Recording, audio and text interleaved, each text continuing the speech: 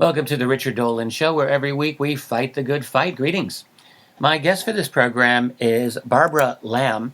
I've known Barbara for many years, and she is one of the real leaders in the field of not simply UFO research, but abduction research in particular.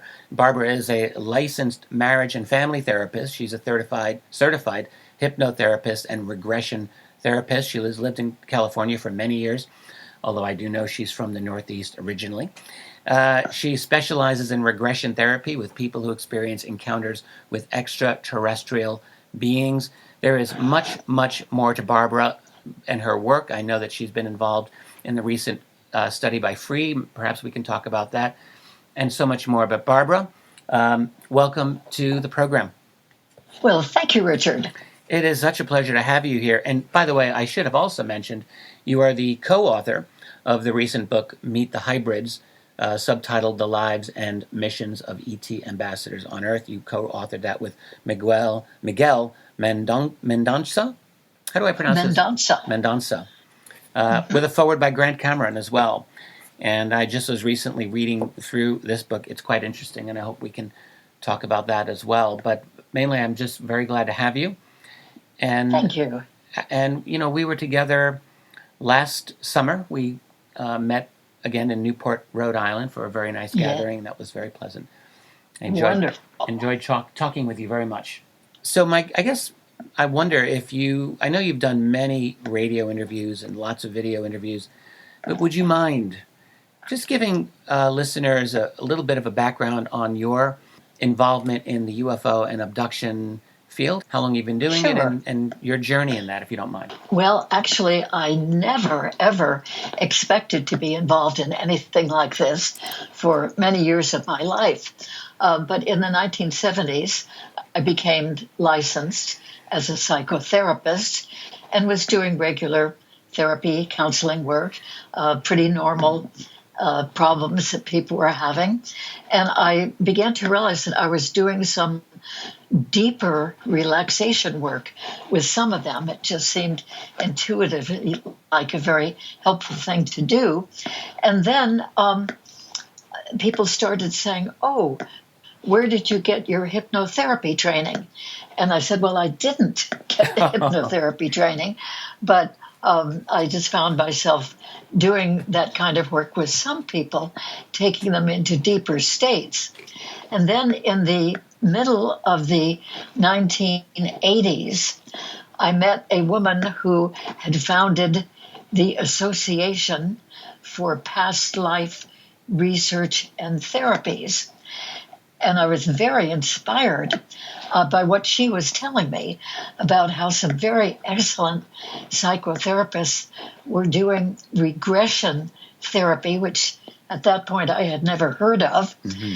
And I inquired more into that and went to the conference put on by that association and was so impressed with the regression therapy work that they were doing, mostly taking people into important experiences that they had had in previous lifetimes that were impacting them in this lifetime. So I went to their training, actually for 5 years. And in the very last module of training, the trainer woman, whom I respected enormously, said the most peculiar sentence. She said, "Those of you who are doing regression therapy work need to know that sometime it's possible that somebody will come to you for a regression, somebody who's had very unusual beings who are definitely not from Earth. These unusual beings come to them and sometimes take them away for a while and bring them back. And these people are very confused. Even some of them are traumatized, and they might want to do regression work to find out the details of what happened in those experiences." Well, that was the first time I had ever heard of anything like that. This was 1984. That had to be a bit shocking for you, I would think. Well, it was stunning. It was like a great feeling of cognitive dissonance. They were hearing about this whole thing that sounded so odd and strange and that I had never heard of. And not only that, but the most important part of this was that right after that woman said that, immediately there was a huge voice in my head that said, "Pay attention to this, Barbara. You will be doing this." Well, that was stunning. And I was so stunned that I didn't even ask any questions about it. I mean, normally I would think I would. What do you mean? What's going on? But I didn't. I was just in a state of shock. It was like a voice that just came in from outside you, or how? Well, That's amazing. It was definitely not my thought. It seemed like it was from somewhere else. And it was in my head. Nobody sitting near me heard that voice. It was a telepathic message and a very emphatic message. So I found after that I was not planning to, but I would find that I was just going to bookstores to see if there were any books about this sort of subject. And anything I could find out about UFOs, because before that, I had thought anything to do with UFOs was simply science fiction. But I began to realize in doing this research, and this was before I had a computer, 1984, 85, 86. So I was relying on magazines and books. And I began to realize that there were a lot of people reporting about UFO sightings, and even a couple of people, like Budd Hopkins, for instance, at that time, reporting about abductions by these other beings from elsewhere in space. And so I began to think, well, I guess there must be something to this. And now here is something that was so remarkable to me, that in 1991, one morning in the shower, which is a good free thought time for me, as it is for many, I was thinking, if someone ever comes to me to do a regression for that type of experience, unusual beings coming from somewhere else, I think I could handle that. Yeah, I think I'm ready for that. Because you see, by that time, I'd been doing about 7 years of past life regression therapy with some of my clients when they wanted to do that. So I was very comfortable with the regression process and trusted it. So I thought, yeah, okay, well, even if this unusual kind of situation comes to me, I think I'm ready now. I could really handle it. Not thinking that anybody really would come, but, just in case. As it happened, 2 hours later, after thinking those thoughts, I was in a metaphysical bookstore, and the woman behind the counter said, "Oh, aren't you Barbara Lamb? Don't you do regression therapy?" And I said, "Yes." And she said, "Please, will you work with my 21-year-old daughter? She's having visits many, many nights by very unusual beings who are definitely not human. They're not from the earth. And she's being taken away by them, and all kinds of things are happening. And she's just terrified and traumatized. And she really needs help." So I agreed to work with her. And that young woman was absolutely wonderful. And she came in for 6 sessions, and we did a regression on each of those sessions. And they did indeed take her to a variety of experiences that she'd had with what I came to know of as extraterrestrial beings. And there were quite a few different species of beings that came. It wasn't always the same ones. So I began to sort of realize, wow, there really is a lot to this. Apparently there are quite a number of beings that are coming to visit at least certain people, obviously not all people. Well, After the sixth session, this young woman who had been so traumatized came in for a session, all smiles, all relaxed. And she said, I have decided that my being visited by these beings, whatever they are, is a privilege. I feel honored. I am really pleased to be having these experiences and pleased that they have chosen me for whatever reason.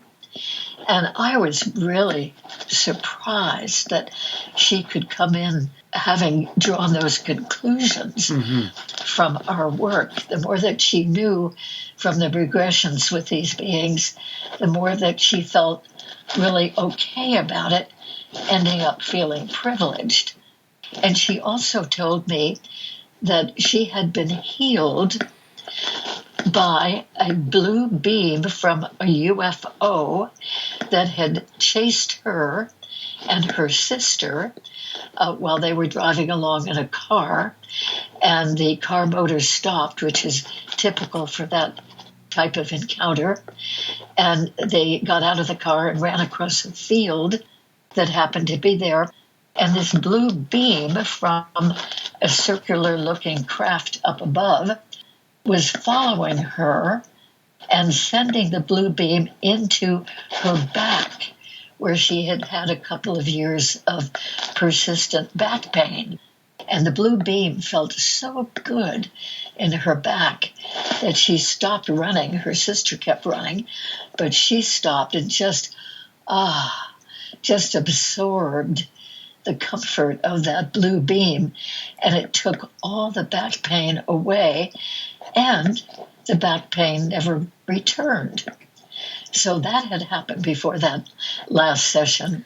And also we recalled that in one of the regressions we did, she had 3 tall, thin, white extraterrestrial beings visiting her in her room at night, and she had a very bad ear infection, very, very painful. And they rolled her over on one side so that her ear was on the upside, and she could barely, out of the corner of her eyes, see that they were working. These 3 beings were working right in her ear, the infected ear. And it began to feel better and better. And by the time they left, she realized she had no more ear pain at all. And then subsequently went back to the doctor, and he said, yes, your ear is completely healed up. So those 2 things really brought to my attention that not only are these beings very frightful to some people, but they can be extremely helpful. After working with her, I thought, well, if anyone ever comes again for that, I'd be really very pleased to work with them. And a few months later, another lady came, and she had had experiences since early childhood, which had, by the way, been witnessed by her sister. I just love it when there's a witness to these things. And so she stayed for 11 years of doing regression work with me. And we encountered many, many incidents when unusual beings from out there in space would come to her and take her away for an hour or so. And she had many, many different kinds of beings through all of those years. I met her when she was in her late 40s, and she was still having very frequent experiences. And her little son, age 2.5, was having extraterrestrial encounters where he would be taken away, and he loved them. He called those beings his space families, and he got to play with other little children on the spaceship who turned out, we realized eventually, were hybrid children. And his experiences were very exciting, very positive for him. And the more that his mother, my client, did regressions and learned about all these different beings doing various things, she and I began to get the opinion that, wow, some of these beings are really excellent to know. They were serving as mentors and teachers and healers, and even taught her how to heal other people. And they were even teaching the little son, age 2.5 and 3 and 4, as he was growing up, taught him how to heal animals and wounded birds. And he did this very, very instinctively. Barbara, thank you for that. It's fascinating. A number of thoughts have occurred to me while I was listening to you recount this. The fact that these experiences that people are reporting with these apparent non-human extraterrestrials, let's just assume that's what they are. They're very positive, and this, of course, is very different from what we get in the research. You mentioned Budd Hopkins, and also there's Dr. David Jacobs, very prominently in a number of his books, The Threat, and then more recently, Walking Among Us, which is a very different analysis of what these other beings are doing. I'd like to talk about your difference there. But the other thing I notice, and I can't but help but this might be a significant element to your perspective, is that you were previously a past life regressionist. Yes. And so this gives you a very different kind of perspective, it seems to me, than someone like David Jacobs or Budd Hopkins. I know that that was not what they were, or what Jacobs is about. And there's part of me that wants to think it shouldn't matter what the regressionist believes personally. But there's also this part of me that can't help but think it does matter. And are we dealing, because here's Jacobs talking about an alien threat to take over, really supplant humanity, displace humanity in an alien takeover. Literally, that's how he puts it, particularly in his most recent book. And yet other abduction researchers, not simply you, but there are others as well, who will focus on a more positive interaction. And what accounts for this? I find myself confused by what's appropriate for me to think. How do I assess this? What do you make about all of this? I know it really is confusing. I think that there's some of both. I think that there are beings who come to some people, and of course those people may be very terrified at first and mystified because they haven't been prepared for unusual beings coming to them, and it's very easy to buy into fear. But I think the difference is that once we get into the regression, and that formerly fearful person is finding himself or herself on a craft with more unusual beings, that some of them stay very much in the fear mode. And so it seems that anything that is done to them, they receive very fearfully, very intrusively. And with other people, such as many of the ones whom I've regressed, which, by the way, is nearly 2,000 people now. Wow. I have regressed to their extraterrestrial encounters, so that's quite a lot there. That in the regression, even if they have begun the experience very fearfully, they don't know what's going to happen, and these beings seem very unusual from our point of view. If I keep them calm while regressing them and just ask them to really notice what's going on and the details about what's happening and about the beings, they often realize that what might have seemed intrusive to most people very often turns out to be useful to the person. In other words, taking the example of physical examinations, some people find that horribly intrusive, invasive, and negative, frightening. And other people are open to learning about what they are doing. And I encourage that in regressions. Really notice what they're doing. And if you want to, you can even ask the beings why they are doing what they're doing. See, this is Now, where that sounds like an unusual thing right. to suggest during a regression to a previous experience. In other words, what we think of as the past. But in the regression, it's as if they are reliving the experience moment by moment rather than looking back and remembering the experience.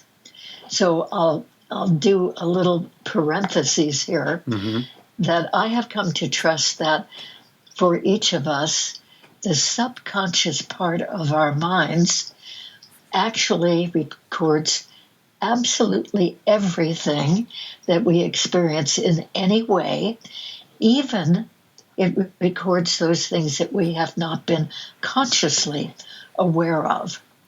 And in the abduction scenario, people are usually aware of just the first very few moments of something unusual happening. And then they're not conscious during the rest of the experience. That's very, very typical. However, the subconscious part of the mind is recording everything that happens during that part when the person is not consciously aware of it. In other words, we often call that being switched off. And so when we do a regression, we go into a nice state of very deep relaxation in which the person can access what they're looking for. In other words, that particular experience. And the subconscious mind yields it moment by moment. So it's like reliving the experience. And so they are able to get a lot of detail about it. And since they're reliving it, when I suggest that they can find out what the beings are doing and why, and if they ask the beings, even just ask the question in their heads, don't even have to use their voices, then they get answers from the beings. It's very immediate and as if they are having a conversation. And then it becomes known and understandable about what the beings are doing. Well, my question would be this, though. Let's say I had an abduction experience and I want to find out what happened during that abduction experience. So the suggestion would be when I'm being regressed, if I wanted to find out the motives of these extraterrestrials, that during the regression I would ask them and yes, I would get an answer. But if I didn't ask them in actuality and they didn't answer me in actuality, what makes me think that I'm getting anything other than my own subconscious giving me an answer? Do you know what I mean? It's like I do know what right. you mean, and that's an excellent question, and we can easily wonder about that. Well, all I can say is that the people who do this in a regression, they ask the beings with the sense that, as I said, they are reliving the experience, and the beings are right around them right now. They feel it's an authentic experience to hear from the beings and to take in what they're saying. Do people ever get totally a really surprise? sense. Do people get a surprising answer from these beings? Like, yes.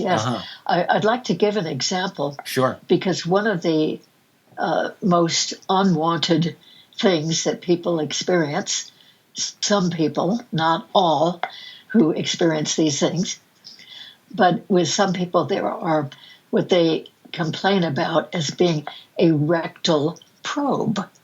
Well, of course, that's no fun. And when we here on Earth go to our medical doctors for a proctological exam or colonoscopy, we don't really enjoy that experience. It seems, unnaturally invasive and intrusive. So if that sort of thing is happening on the spaceship by these unusual beings, people certainly have a right to object to that. But I've had a few people who've gone through that procedure in their regressions, and they've asked the beings, why are you doing this? Mm-hmm. And the beings have consistently, with these separate people, said that through that kind of exam, they can tell how all of the systems of that person's bodies are doing. That's the most thorough of all possible exams that they know of. And if there's some system that is not functioning properly, these beings either go ahead and fix it, they heal it, or they tell the person who's been examined, you better go back home and talk to your doctor about your liver or your kidney or whatever they've detected the problem being in. So it's actually a service to the person. So you actually have examples from many of the people you have regressed of these types of medical fixes, I guess we could say, from these other beings. Yes, many healings have happened by these people on board the ships from the beings, and they've also happened at the person's home on some occasions.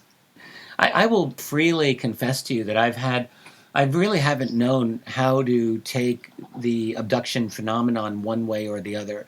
In other words, between there's two schools on this. There's the ETs are wonderful and good school, and there's this school that the ETs are here to take over the planet and watch out. Right. I have respected all of the research. Like, I've respected your work. I've respected David Jacobs and Budd Hopkins' work. And again, I just continually seem to feel that, is it that either of you are wrong, or is there just something there's not a complete story here? So is it that, his research is it that he's a process of self-selecting only certain types of individuals? And also, conversely, is it the same as maybe with yourself as well? Have you wondered, are you getting typically only those people who are having a positive experience? Have you asked yourself this? Are there? Oh, yes, definitely. Yeah. And many people ask me that as well. I think that all of the above is true. All of the above is happening. In other words, in my work, I have noticed through descriptions of my clients' experiences that there seem to be at least 60 different kinds of beings. That's just from my work and from the descriptions of the beings from the people I regress. There may be many more extraterrestrial beings, different types, who come here as well.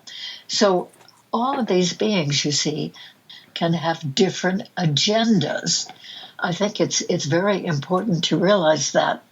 I think at the beginning of knowing about this phenomenon back in the 1980s, we tended to hear a lot about the little gray beings. Right. And they would do all these examinations, and they were frightening. And we heard gradually about reptilian beings and how frightening they were, and so on. And then we began to hear about more and more different types. So I think that the reality is that there really are many different types of beings who come, undoubtedly from different civilizations, different planets, and they each have their own agenda. And some of these beings of different types work together. So typically a person will be taken by one kind of being. Very often it's the little gray beings. Sometimes it's the little white beings. Sometimes they might be taken by a tall mantis being, or many other types of beings.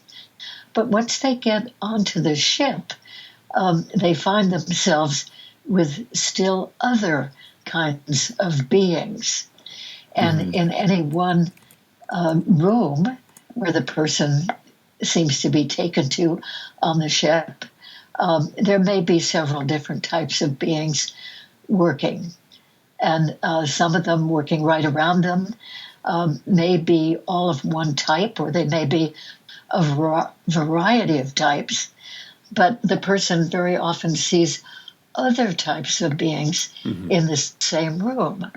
So you might have a reptilian being off to the side and little gray beings right around the table where the person is, and a tall mantis being several feet away, sort of overlooking the whole procedure, and maybe a couple of hybrids there in the same room, or other types too.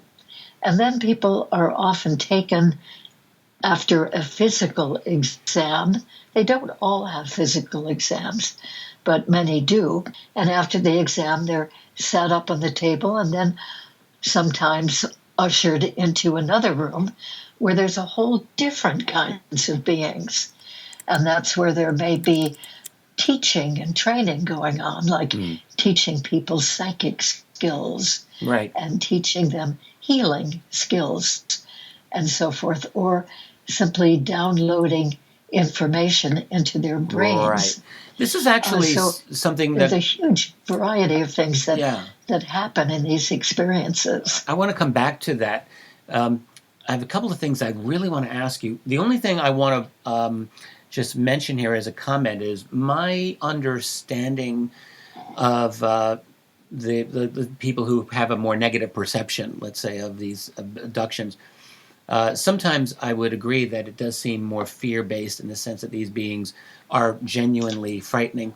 But my sense actually is that in many cases it's not a fear-based reaction. In other words, many of those abductees don't necessarily fear being taken anymore. They often will have contempt for their abductors, or they will, they kind of know the routine. So it's not like they're in a state of terror any longer, but they seem to have an understanding simply that these other beings have a program in place. That program is to infiltrate through, human-looking hybrids and that sort of thing. And I'm not asking you to deal with that thesis. That's not what you're writing about. But I just wanted to say that my sense is that the negative perception that some people have, I would say, is not always fear-based. It strikes me as this is their assessment of what these other beings are doing, and that's where I think the negative interpretation comes in. Like if you think these other beings are going to take over the world, that's a negative interpretation, and I think that's where that comes from. But I wanted to ask... Yes, well, you see, different things come through different regressions. It's with all the people that I've regressed, there's never been two experiences that have been exactly alike. I think it just happens that for whatever reason, that people with a certain type of experiences in regard to the hybrids have tended to find David Jacobs to do the regression work. And people who have had other experiences, some of which are very, very positive from their point of view, and some more sort of neutral, although very interesting, those people seem to have come to me. But I have had plenty of people who've come who've been extremely traumatized before they knew very much about the experience. And I can definitely appreciate that fully. If you're lying in bed at night and suddenly you wake up and there are very unusual, strange from our point of view, beings who are not human, and you find that you can't move and you can't call out, and anybody who might be in the room with you is seems to be in a very, very deep state of sleep and it cannot be aroused by your wanting to call out to them or touch them or anything. Those things, understandably, are very, very disturbing. Sure. However, the thing is that when you do the regression and the person goes through the whole experience, right from the beginning to the end, when they're returned again from wherever they were taken from, we have the opportunity to explore not only the fear and the dread, but whatever else might be going on that the person finds much more acceptable and, in many cases, even positive.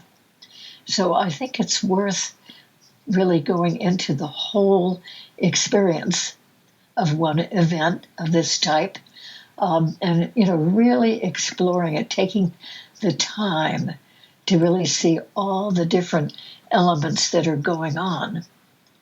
And as a person does that, they tend, as you were suggesting, to lose a lot of their fear about subsequent events of this type.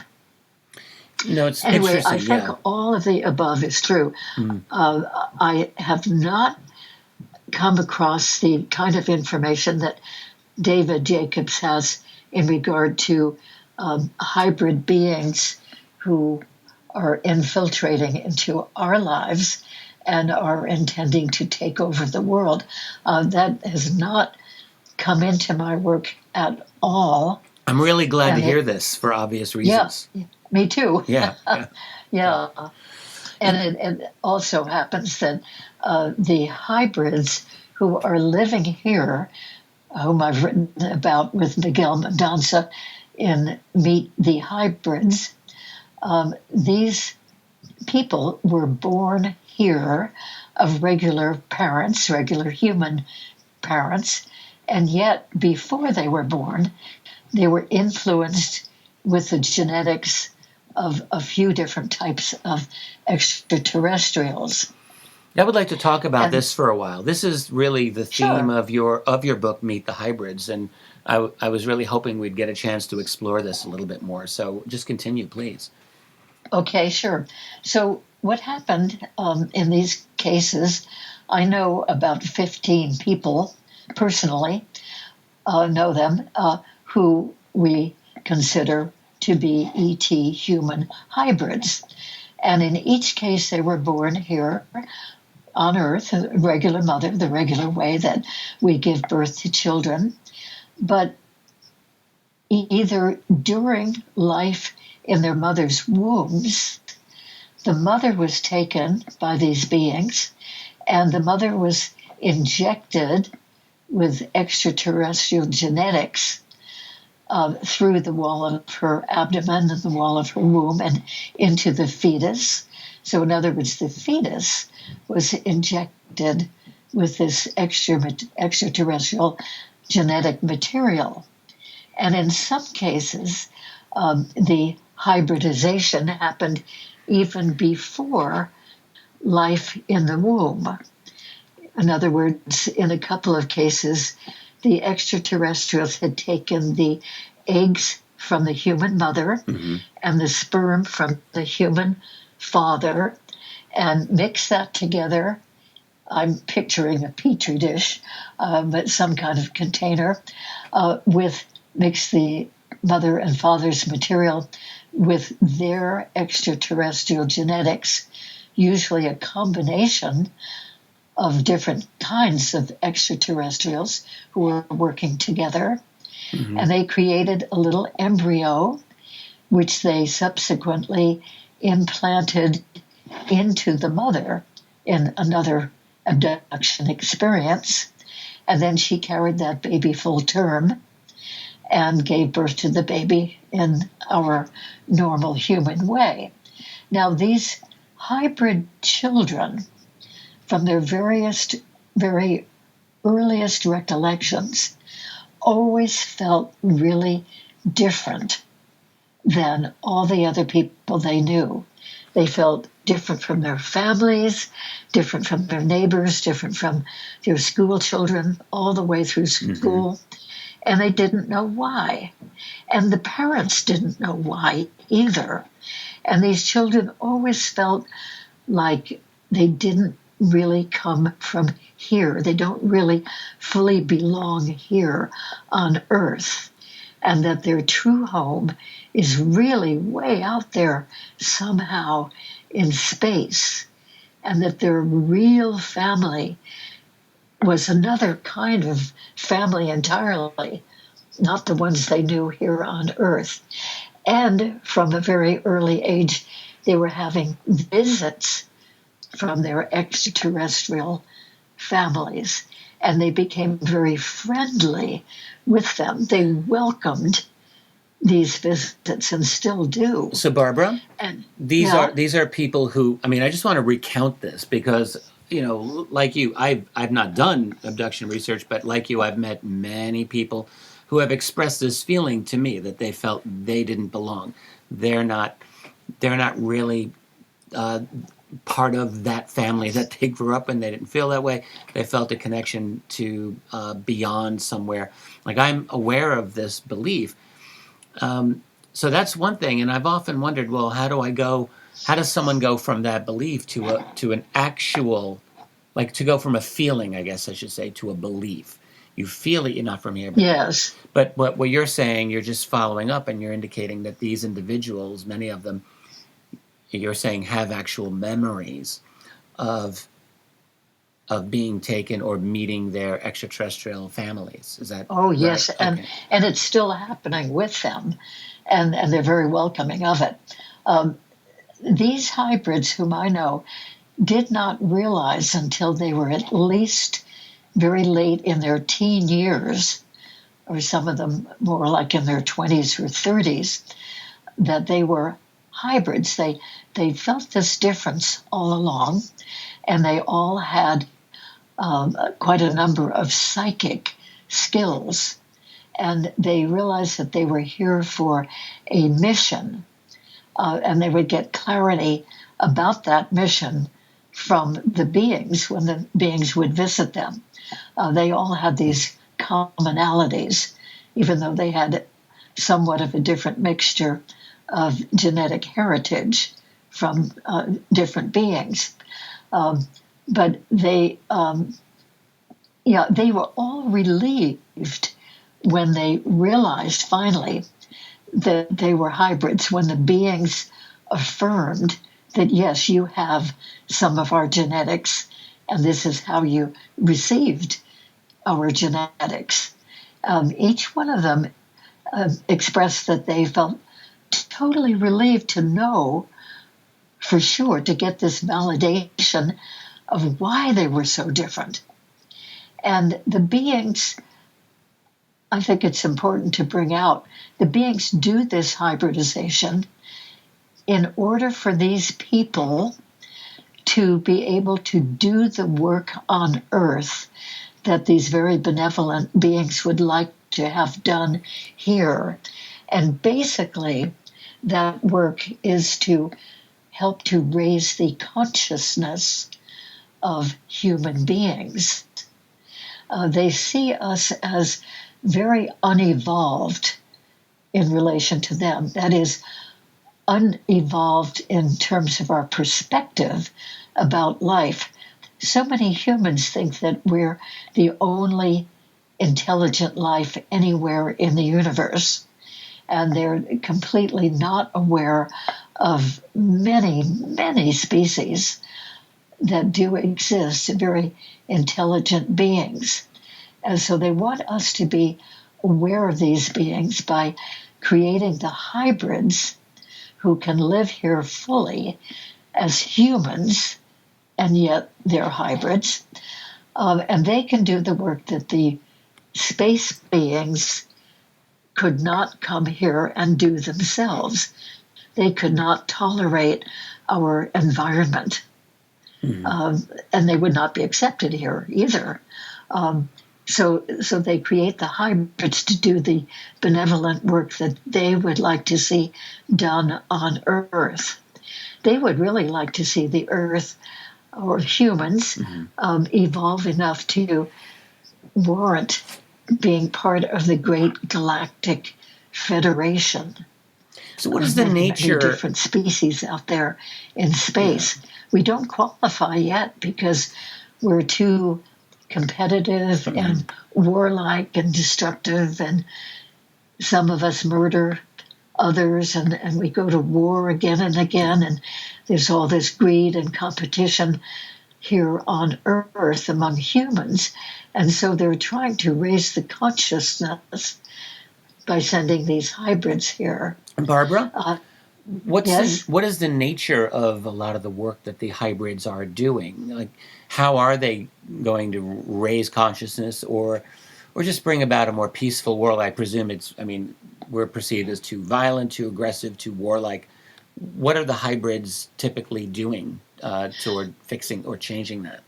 Yes, well, they're all teaching some classes and workshops to educate those people. They're doing writing. Most of them are doing writing and publishing books. Some of them are giving interviews.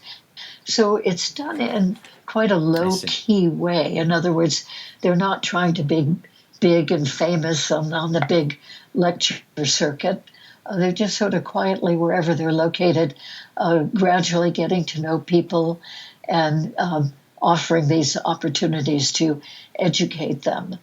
It sounds like a cultural transformation, maybe one that's expected to take a little while, but in the long run, changing the culture, it sounds like.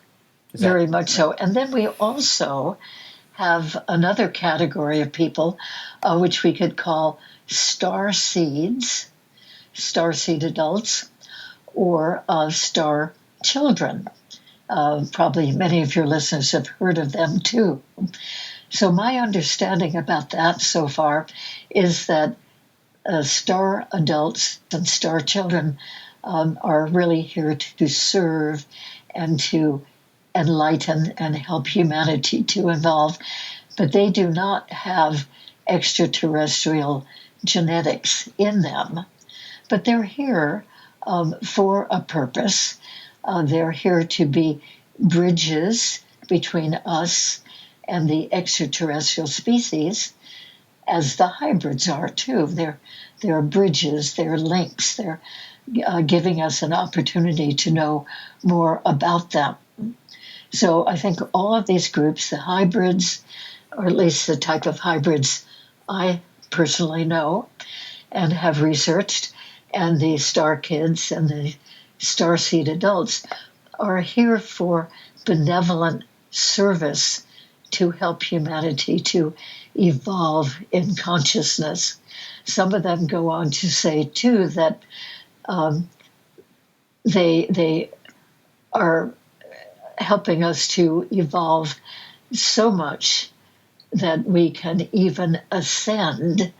There's a process of ascension that many people are talking about, and they help us in that whole process.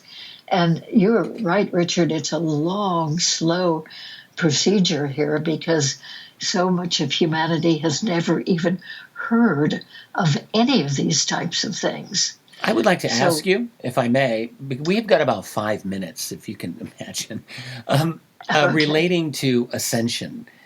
Now, as anyone following the UFO field well remembers, there was a lot of talk about ascension in the years and months leading up to December 2012, when it was, at least in the opinion of a lot of people, supposed to happen. Yes. I'll just tell you, I was never someone who believed that that was going to happen. It just seemed like too much of an easy process, like people expecting the universe to flip a switch somehow and people become, well, whatever. What would happen to us when we ascend? I mean, to me, it sounded a little bit like the Christian idea of heaven, or it sounded like some other kind of other spiritual equivalent of becoming non-human, becoming something other than what we're not. I confess to you, I've never gotten it. I've never gotten the idea of an ascension, and I hope you can explain it at least a little bit to me. Well, probably just a little bit. Yeah, we don't have much I time. also have not been one of the ones to know a lot about that or to really believe in that. But I do think that there's plenty of room for humanity to become more aware of the totality of things. In other words, all the life in the universe, and become aware of a number of different dimensions of reality. Most of us humans, I think, tend to focus, of course, mostly on the third dimension that we are in. But I think some of us are gradually coming to know that there are other dimensional beings who are a much higher frequency and a greater intelligence and a greater spiritual sense. In other words, there's a whole spiritual realm that some people pay some attention to, but maybe the large masses of people do not pay much attention to. Some of the extraterrestrial beings even are coming from another dimension, just very, very briefly into our dimension. And that's one of the reasons why sometimes a person will suddenly see a being as if it's, excuse me, as if it's popped in from somewhere else. And then the being might just suddenly pop out again and we don't see it anymore. I think that we're gradually, at least some of us, in the process of realizing that there's so much more to reality than we had even imagined. Many other dimensions, many other kinds of intelligent beings, different frequencies. Of course, people who are paying attention to the near-death experiences and life in the spirit world are beginning to expand their consciousness into a whole other realm of existence, a non-physical, spiritual realm of existence, and it just mushrooms out from there. So I think that it will be a long process, but in my opinion, how wonderful that some people know so much more than the rest of us do and are bringing this through to us to help us all to evolve. The beings who have created the hybrids I know are very, very high consciousness, benevolent beings, and they have a spiritual understanding which we could really do very well to embrace for ourselves. And that is the concept that we are all one. I appreciate this so much. I've had a long time trying to figure out what I think is happening in terms of this phenomenon of contact. How do we interpret these other beings? And I really would recommend your book, Meet the Hybrids, to people who really want to go deeper into what you are saying. I don't know personally if I will end up believing every element of the spiritual message that is coming through here. I'm not sure, to be honest with you. But I will say that I think you're onto something very, very important here, that your message, or at least let's say your message, your research, this is really what it comes down to, is a very important component to this larger experience of abduction and contact that people are having. Barbara, that's all the time that we have on this segment. Is there a good website that you have where people can learn more about your work? Well, unfortunately, my website is currently, as they say, down. I'm not sure what happened. I think my domain name came up for renewal at the time when I was moving, and I didn't notice that. Anyway, I hope to get that reinstated again. We need to start a campaign to get that back. There is Meet the Hybrids WordPress.com, I believe. Yes, that's very good. Yeah. Yes, that has good information. And people can also write in comments. I know I get comments sent to me from that website, people who are wondering about their experiences. So that's a pretty good way to learn a little bit more and to let somebody know what's happening to them. Fabulous. Barbara Lamb, I want to thank you so much for your time. It's been a pleasure. You're welcome. It's been a great pleasure, Richard. Thank you for what you do. Oh, my goodness, thank you so much. And I would love to do this again sometime. Okay, I would too. That concludes my interview with Barbara Lamb. To hear us continue this conversation, you can go to my website, richarddolanmembers.com, where Barbara and I go even further. Thanks for listening. And remember, while we learn and grow and search for the truth, let's be good to each other. Later.